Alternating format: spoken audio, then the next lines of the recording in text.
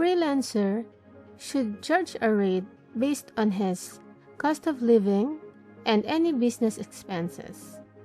It's best not to charge what you made when working as an employee. A company pays for overhead like equipment, training and conferences, health insurance, utilities, software licenses, and much more. A freelancer must set their minimum hourly rate to accommodate all of these expenses to keep their business afloat. Going below your minimum hourly rate sets a bad precedent. Clients will start expecting this rate, and you'll start valuing yourself at this rate, which is even worse. You may get less work, but you'll get paid well for the work you do get and have the time to do the job well. There are 10 things to consider when negotiating your rate. These are type of project, job scope, your skill level, years of experience, work schedule, overhead costs such as utilities, equipment, and others, transaction fees such as PayPal fees, taxes, benefits, paid leaves, incentive or others, and local employment rates.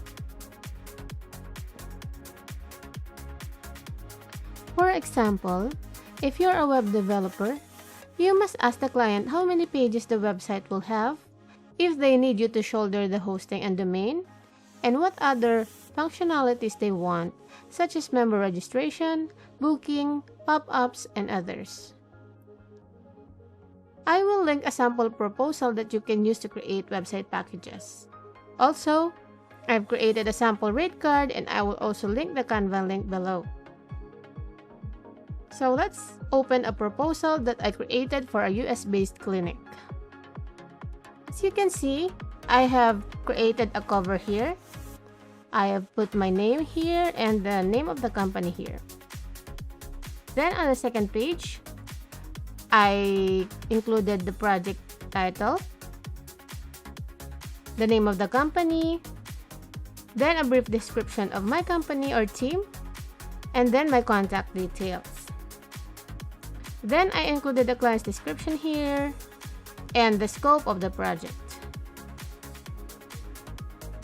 In the next section, I included the project process or the workflow of the project so the client would know how the process works.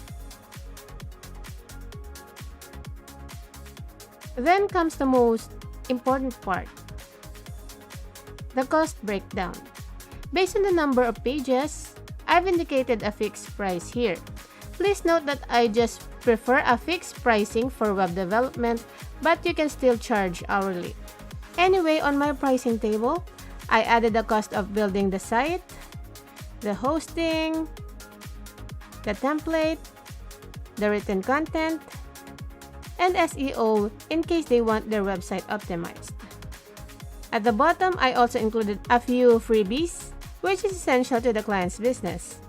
Offering this is an excellent way to win clients. At the end, you can also add a disclaimer. This is so you can set expectations and let the client know about the exclusions or limitations of the project.